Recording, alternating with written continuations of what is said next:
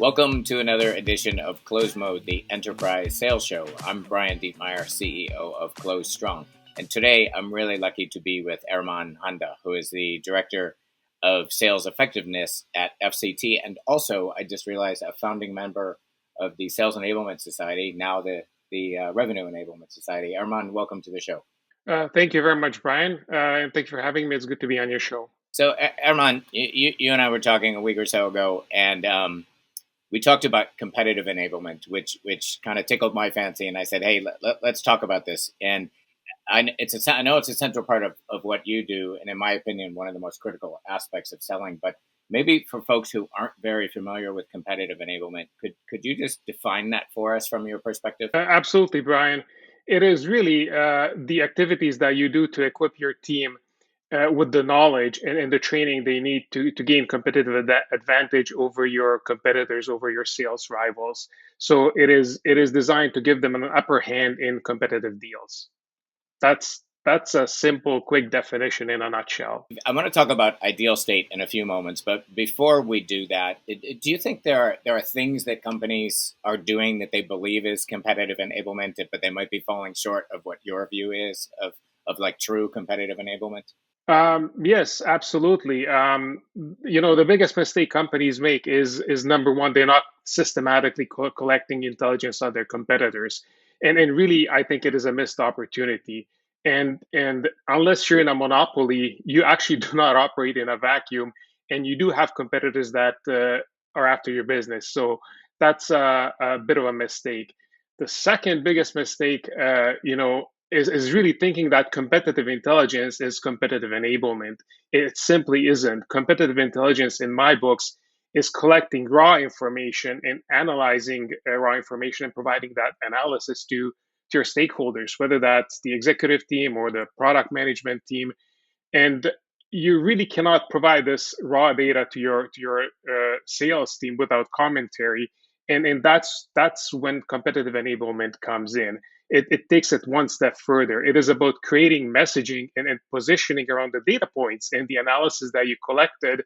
For example, if the competitor has or releases a new capability, you need to package up that messaging and have your sales reps go to market with the same message. Otherwise, if you just provide them the raw data without messaging, you're going to have 10 different reps message in 15 different ways, and as we know it, that is not optimal. That's a missed opportunity for actually using the intelligence that has been gathered. Now, my next question was going to be about ideal state, and I think you just hit some of the ideal state. Is there anything else in ideal state if you were to think about a really well executed competitive enablement initiative?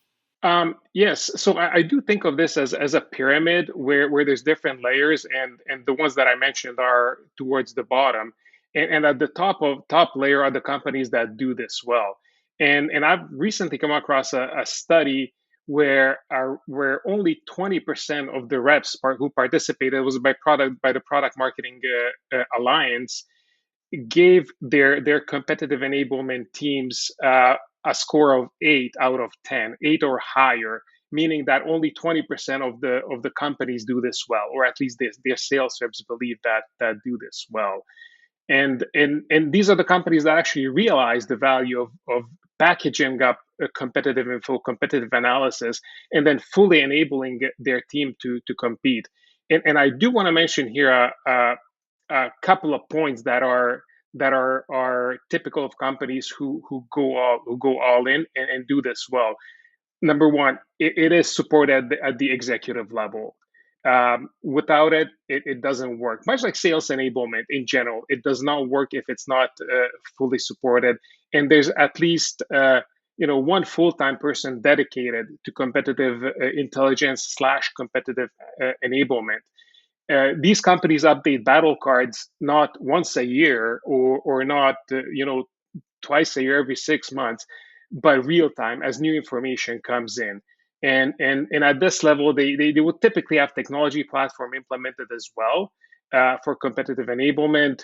And also they're really good at creating differentiation. They're really good at creating talking points, talk tracks for the sales team, so that they can hammer that message home properly and win those deals. And at this level, I do believe from my own experience that discounting is much less frequent simply because you're an orange among all the apples. So you've differentiated your solution well from your competitors, and you look different. You're you're different in the customer's mind. And also these companies retain top talent because number one, they're winning deals, they're able to close more deals, and therefore reps make more money. So they stick around. Well, it's why when you and I first started discussing this, that I said I share this with you, that I think it's the core of selling, and having been a sales leader and a sales consultant for many years, I don't see a lot of people doing it well. We've done a bunch of win loss analysis, and Hugh, the gentleman who leads that for us, said, after 12 years and $20 billion of win loss analysis, I can tell you why winners win. I was a little intrigued, and I was like, yeah, I think that's an important thing for us in this space to know. He said winners win when they show customers how they meet their needs at higher confidence and lower risk than the alternative. And which really, I mean, that requires competitive enablement. You can't make that stuff up on the fly. And it also, to the other point you were making, Hermann, it helps you defend your commercial terms. The more you're hitting their needs at higher confidence and lower risk, the more you can defend commercial terms. So I just again want to add why I think it's so important. So let's talk a little bit about execution. If one was starting kind of from scratch or wherever the usual organization is, what are the first few kind of minimum steps that people can start thinking about to build out their enablement? Like I mentioned in my previous answer to your question, there, you have to get executive buy-in, or at least put it on their radar. Know that, or let them know that this project is going on, and that you're testing it out. Without that, it just won't fly, because number one, it's going to require your resources.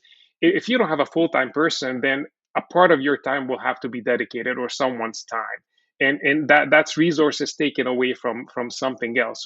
So you do have to have executive buy-in and approval on that. Number two, and this is, by the way, quite high level, uh, define what you want, right? You can't just say, I'm going to start doing competitive enablement and no goals, right?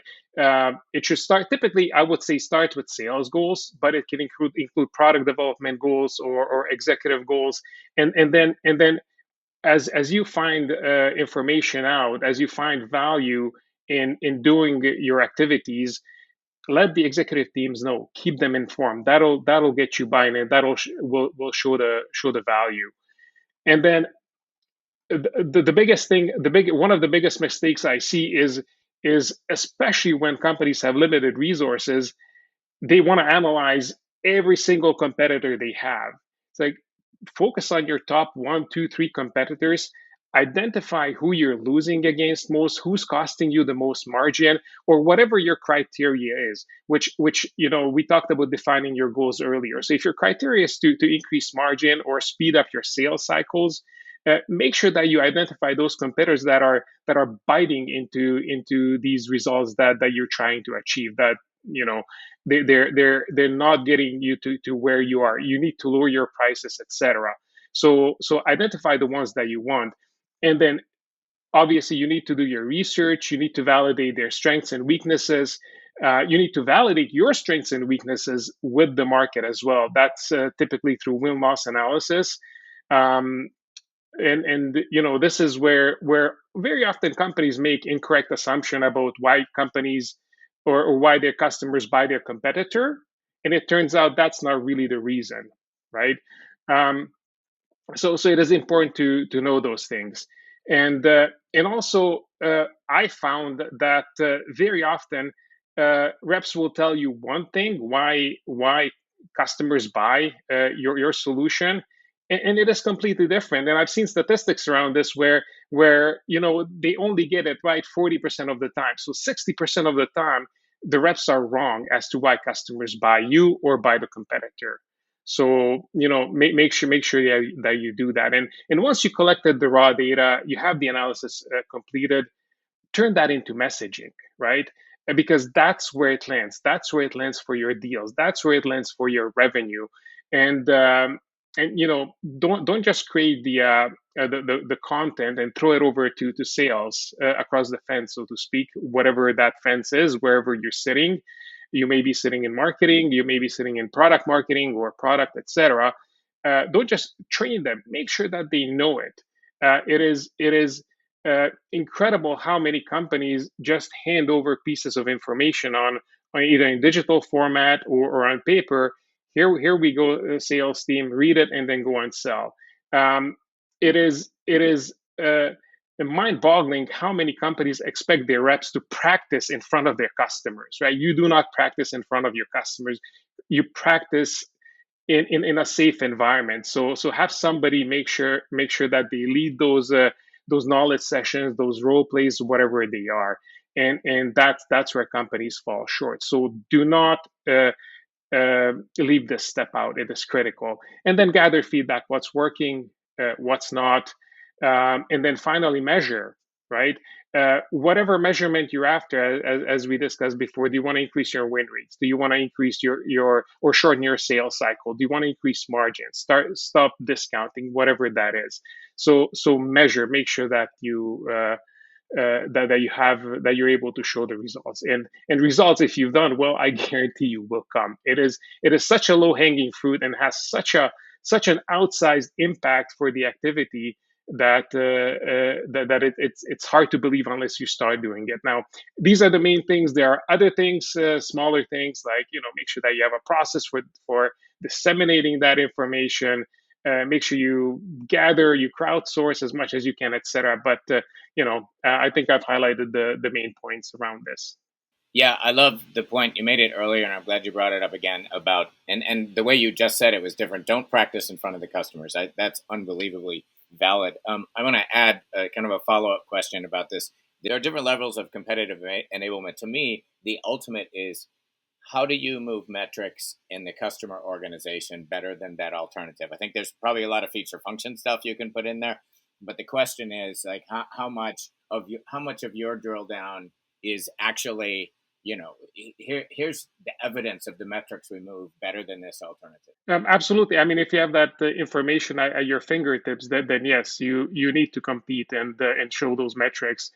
And one of the easiest metrics to track is your win rates in your competitive deals, because uh, that is, if there's only 100% of deals, right? And if you win 60% of those, that the competition wins 40% of those when going head to head. So you have information. You won't have information on everything. You may not have information on their margins, etc. But it is important to measure how much or what you've done, and also whatever your gain is going to be your competitor's loss. So every deal that you win is every deal or rather or amount of money that they will not be able to invest in their sales organization, in their development. So that's why it's also so critical to do competitive enablement correctly, because you're strengthening yourself and you're weakening your competitor rather than vice versa if you keep losing deals. I'm not sure if this answers your questions, Brian. We're definitely getting there. I do have one of the things that occurred to me as we talk about this is like how complex this is. For example, is there a different competitive enablement model for each solution you sell and each customer alternative that you face? Like how many different sort of models or views are there of this? Question is yes, and the question is no at the same time. And it's yes because really the core activities are the same, right? You're collecting information, you're analyzing information, and you're enabling the sales team. So those are the same things. Those are the same processes. However, it's a no because industries are different, right? And deals have different sizes to them, different length of sales cycles, etc. And that's where things will vastly differ. For example, I was involved with an organization where deals were in excess of several $100,000, and the deals weren't many. If you were a rep, you closed maybe one a quarter.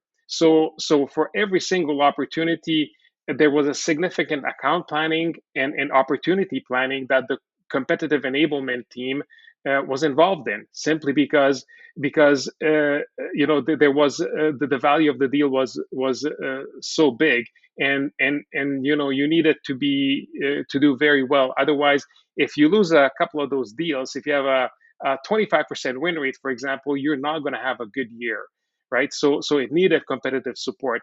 On the other hand, if you're selling a $5,000 solution, and the deals are fast and you're closing several deals a week, you simply don't have the bandwidth, and it would be crazy to expect a competitive enablement person to be in every single deal. So that is really the no part of the answer. It varies on depending on industry, and it varies depending even within an industry depending on the deal size, on the solution that you're selling.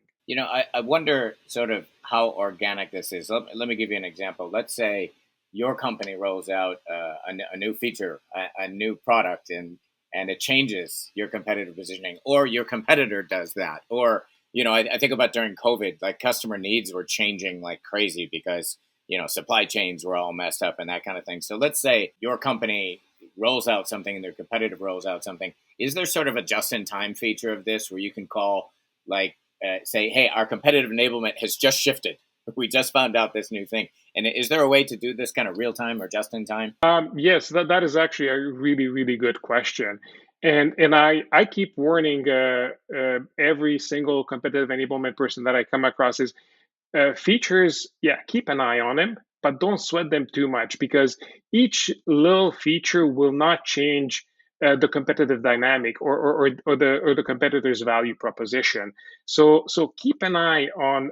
Of course, you got to keep an eye on the features, and and make sure that you have proper response if it's significant. If it's not, it's probably not worth another battle card, right?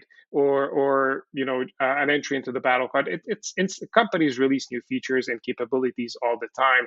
Now, when a competitor's competitive premise shifts, you'll know about it, right? It's not going to surprise you. The entire company will know about it. For example, I was involved with a company that was a category creator back about 10, 15 years ago, and we had a lot of money flowing into the industry simply because of the success of the company. I was marketing automation, and all of a sudden one morning we go into the office, we see this press release, and they created a capability. It was more than just a feature. It was a module, if you will, that shifted the conversation over from the CMO partially to the CRO.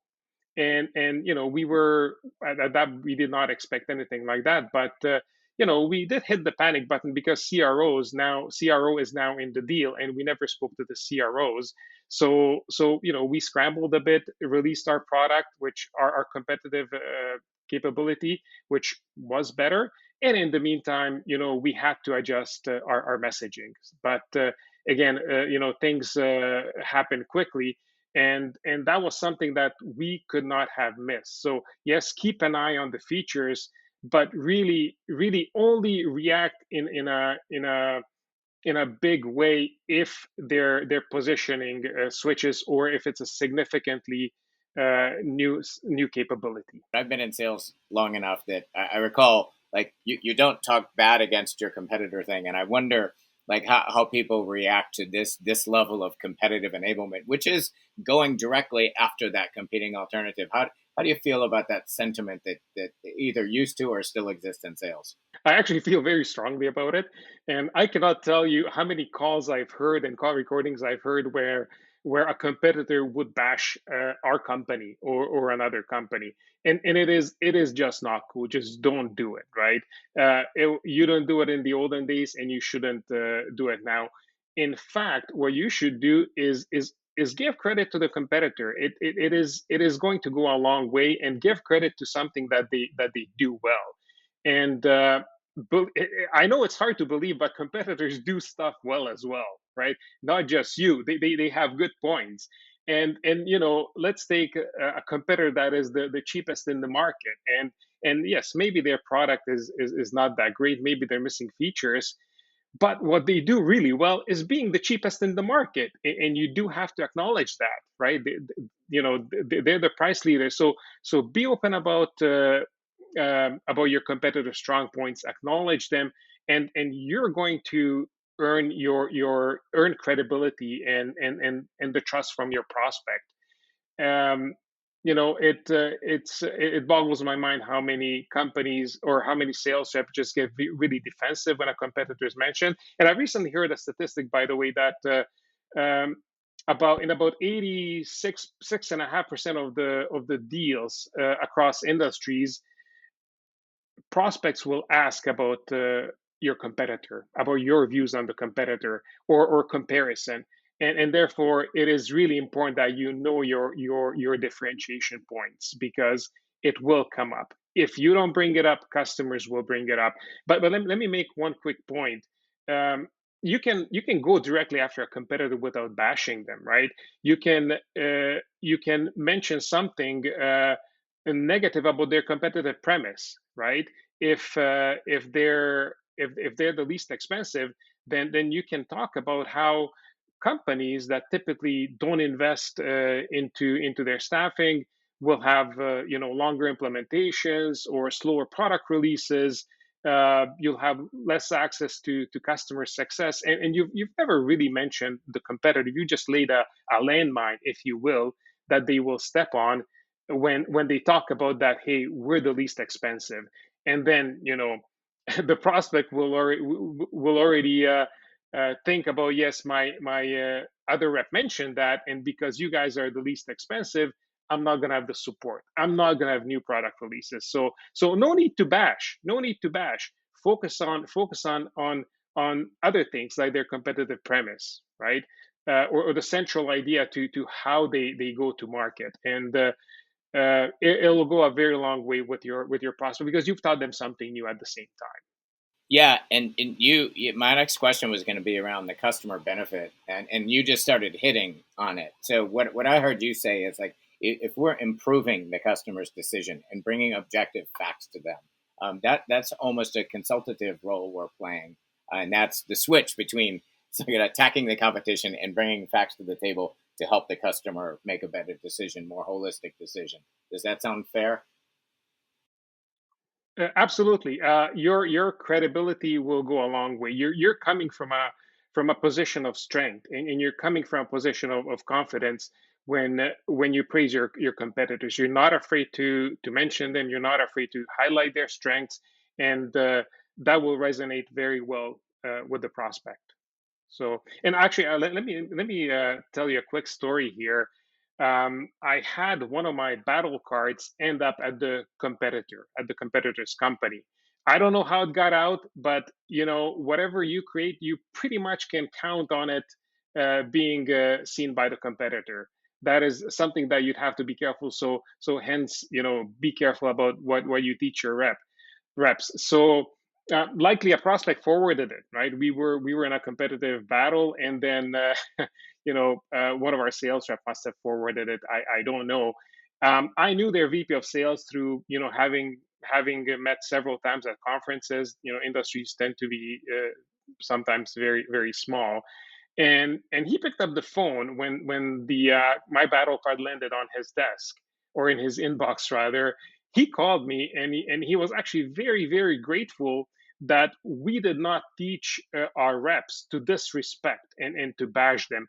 We spoke highly of them, and that goes also a long way with the prospect as well. And when it lands with your competitor, they'll be happy that you're not bashing them, if they're the type who also will not bash you. So there's a bit of friendliness going on there. But bashing them is really unprofessional. And as a sales rep, you will lose credibility. Period. Yeah, and the converse, as you said, if you're doing it properly, it's actually is a value add to helping the customer make better decisions. So my last question for you has to do with sort of, I feel this is the case, and I don't want to I don't want to lead the witness here, but I feel like the market shifted to make this even more important today. How do you feel about that? Absolutely. The latest stats I've seen around how competitive deals are today.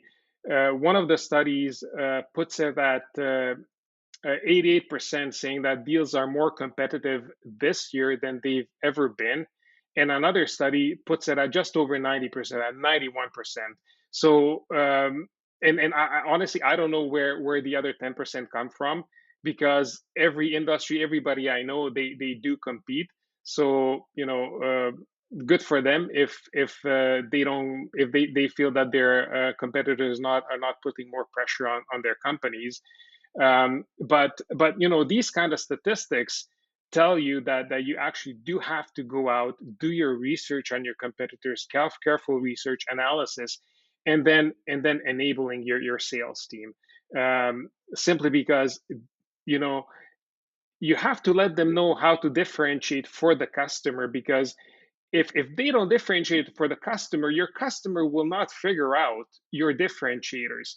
They will not figure out how you're different. So you have to enable your reps in this environment where deals are getting tougher, sales cycles are getting longer, there are more people getting involved in purchase decisions. So you do have to do a good job at finding what those differentiators are, and then teaching your reps to message around those differentiators. And if we look at SaaS, for example, or even technology, the the companies, the number of companies competing for your dollar is increasing day by day by day. So you got to arm your reps. Otherwise, you're there, you're stand to lose more deals than you win. It's interesting too, talking about market shifts. I read a book recently called "The End of Competitive Advantage" by Rita Hunter McGrath, which is a pretty sad title for those of us who sell. But the point that she made, which goes back to this, how is the market shifting? Um, she makes the point that we used to compete on long-term competitive advantage. We'd put our plan in place in the beginning of the year, and we'd leverage that structural advantage all year. And she said now the market changes so quickly and people copy things and innovate so quickly that we need to learn to compete on a series of short-term transient advantages. And to me, that's one of the reasons to have a really strong competitive enablement sort of structure in place, because you can capitalize on those short-term advantages. And I think that's a fair way to look at the market structure today. It's not, the kind of sustainable advantages we used to have. Absolutely, and then you will be competing against companies today that you haven't heard of yesterday, simply because there's so much innovation going on, and then you will have to respond to that. So, agreed. It is very different than it was even 5 or 10 years ago. Change is very rapid. This has been again, it's a fascinating subject to me, and there's a bunch of key points here, but I love the notion of executive level buy off on this thing. I love you said, I'm paraphrasing, but you need to be objective in this analysis, right? About competitor strengths and your strengths. I like that. You need to practice. I thought that was a key piece. It's not enough to put the content out there. And there is a customer value part of this. We're being prescriptive. We're helping them. So I think there's an awful lot of smart reasons to do this.